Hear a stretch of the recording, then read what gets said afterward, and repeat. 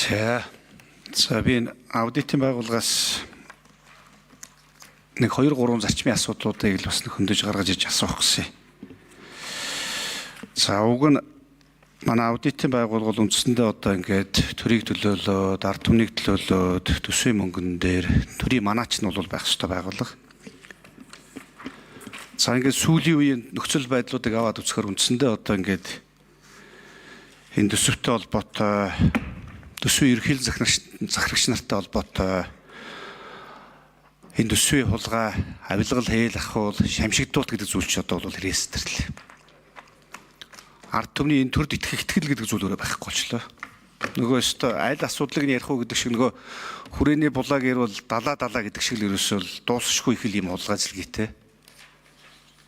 Хэрэг төвхтэй нэг юм асуудал болж байгаа. Уг нь бол төрийн аудитын байгууллага аливаа энэ эрсдэл энэ асуудлуудыг урьдчилж сэргийлж явах ёстой, алдаа зөрчил гарууд тэрийг нэг цаг алдалгүй илрүүлж явах ёстой.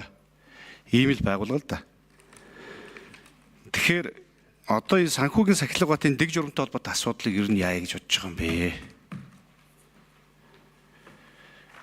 Энэ одоо магадгүй нөгөө ахмадууд яриад байгаа бүр портроор нь чулуу аваад нүгэлгсэн ч бараг тоохгүй ширэн нүртнүүд наа төрчийг болцсон байж гэдэг.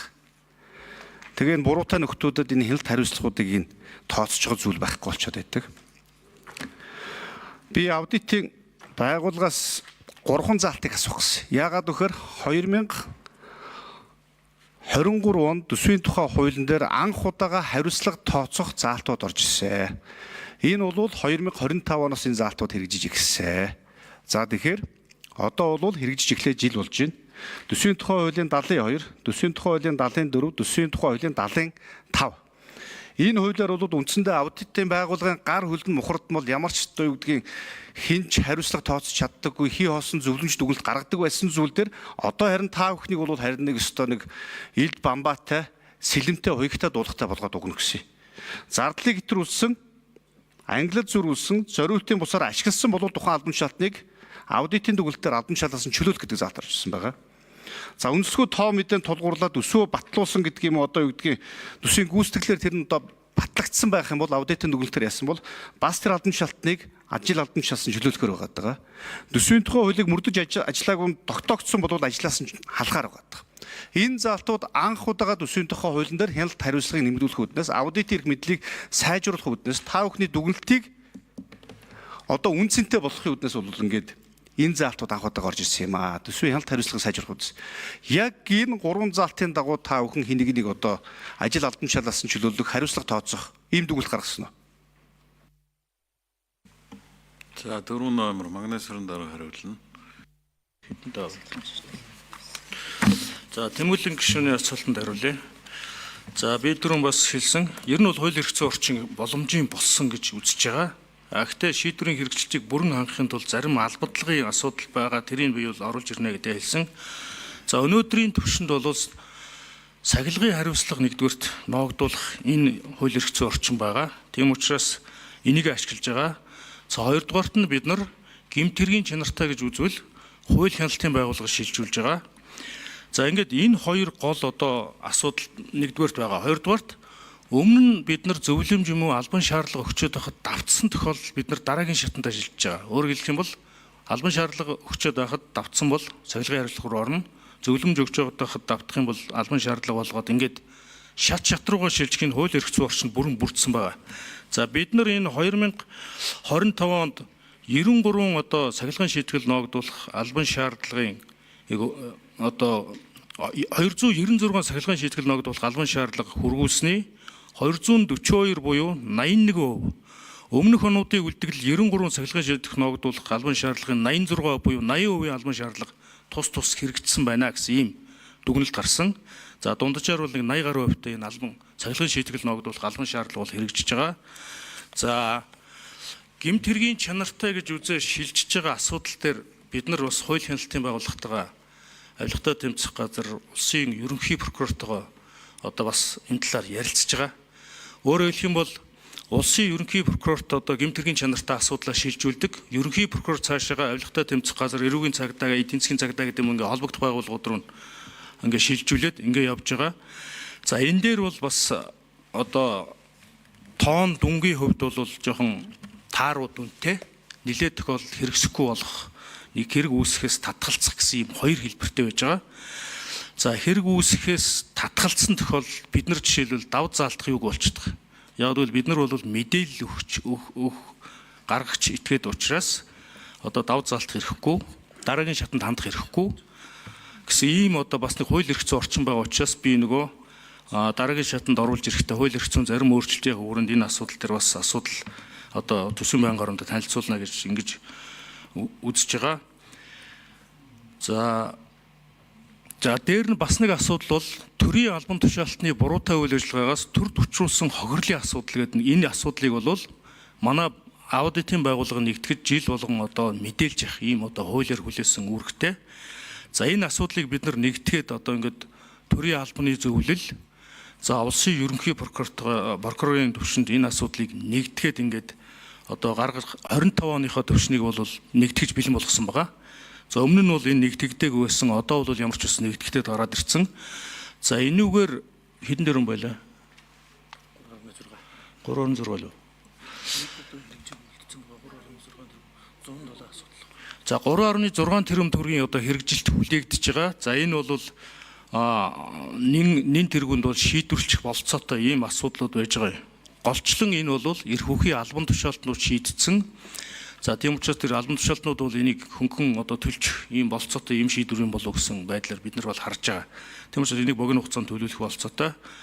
Төрийг төлөөлж нэхэмжлэх эрх нь бол улсын ерөнхий прокурор болоод төрийн албаны зөвлөлд бол энэ нэхэмжлэх эрхүүд нь бол байж байгаа. Ийм одоо мэдээтэй байна. Өөр юу ч гэсэн өөр байл тодруулах. Тэмүүлэн гишүүн тодруулъя. Гэхдээ Магнасрын дараа би одоо яг та бүхэн дээр яг ямар хэнийг ажлаас салгах, хэнийг ажлаас чөлөөлөх, хэнд хариуцлага тооцох яг юм хатуу одоо ямар шийдвэр гаргасан бэ гэдгс байгаа шүү дээ. 25 оноос хойш энэ төсвийн тухай энэ заалт хэрэгжиж хэлцээ. Тэгэхээр төсвийн мөнгө гэдэг чинь үндсэндээ татварлагчдын мөнгө. Энэ дээр бид нар ямар нэг хэнийгнийхэн толгойг нэлээд сахилгын шийтгэл оноогдуулаад давтан үлдэх юм бол одоо юу гэдэг ийш тийш шилжүүлнэ гэж яриад байж болохгүй шүү дээ энэ чинь. Энэ дээр хатуу хариуцлага тооцоод яв гэдгээр хэцүү үндэс чинь нэгээд өгсөн байхад энэ дээр одоо ийм бүрхий байдлаар хариулаад байж болохгүй шүү дээ. Тэгэхээр яг тийм шийдвэр гаргасан юм уу гаргаагүй юм уу? Одоо би удахгүй ингээд 5 сараас ингээд 2025 оны төсвийн гүйцэтгэлч орж ирнэ. Төсвийн ерөнхийлөн захирагч нар болгон дээр бид нар ийм хатуу хариуцлага тооцох энэ эрх зүйн субъект нэгдсэн юм аа. Эрх зүйн санкц нөрөө бий болцсон юм аа. Ийм төсвийн мөнгөтэй холбоотой юм дээр бид нар хин нэгний толгойг нь илгээд ингээд хулгай зэлгийг гаргуулад иж болохгүй байхгүй. Хатуу хариуцлага тооцоол ингээд зөвдүн шийдвэрээ мөрдүүлээд явах ийм шаардлага байгаа шүү дээ. За Магнасрын дарга тодорхойл хариулах хэрэгтэй. За тэмүүлэг гишүүн асуултанд тодруулж хариулъя. За сахилгын шийтгэл ноогдуулах дотор бол одоо сануулхаас ахуулаад цалин асах, халах гэд ингээд сахилгын шийтгэлүүд байж байгаа. Энэ хүрээндээ бид нар томилох эрх үхийн этгээд буюу тэр этгээдэд нь энэ хүндээ сахилгын шийтгэл ноогдуулаа гэд ингээд нэгдүгürt явуулж байгаа. За хоёрдугаарт нь шууд одоо халах дараагийн шатанд бол халах ийм одоо юу хариуцлага ноогдуулах ийм механизм ашиглах ийм боломж нь бол манад байгаа. Энийг бол бид нар эрх үхий байгууллагад нь л явуулж байгаа. За тэгээ эрх үхий байгууллага нь хэрхэн шийдвэрлсэн талаараа бидний зааж өгсөн хугацаанд эргэж хариу мэдэгдэх ийм одоо хууль зүйн эрх зүйн орчинтой. Энэ хүрээндээ бид нар явуулаад одоо саяын тэр танд хэлдэг том мэдээлэл бол гарч ирсэн байж байгаа. За энэ сая 296 одоо сахилгын шийтгэл ноог Тэмүүлэн гишүүн тодруулъя. За яг 25 оны төсвийн гүйцэтгэл удахгүй орж ирэх байх. Тэгээ тэрэн дээр бол бид нар бүр нэг үрчлэн та бүхний хийсэн ажлууд дээр энэ хяналт хариуцлагатай холбоотой асуудлууд их хатуухан шүүж үзэж энэ асуудлуудыг ярина шүү. Энэ хуулийн заалтууд бол хэрэгжих ёстой. За хоёрт би өмнө нь бас одоо төсвийн байнгын орон гишүүд танаа дээр бас ажиллаж байхад таны өмнөх удирдлага дээр бас яг төрийн аудитын байгууллагад үүрэг даалгавар өгж ирсэн. Энэ аудитын байгууллагын удирдлагын загварыг өөрчлөөч. Энэ ерөнхий аудиторын загвартаагаар яваад байдаг. Нэг хүнээс хамааралтай байгаад байдаг. Ингээ гүйцэтгэх засаг болоод улс төрөөсөө ингээд ангид байж чаддаггүй асуудлуудыгаа зөвлөлийн загвар буюу хамтарсан шийдвэр гаргадаг удирдлагын тогтолцоо руу оруулаач.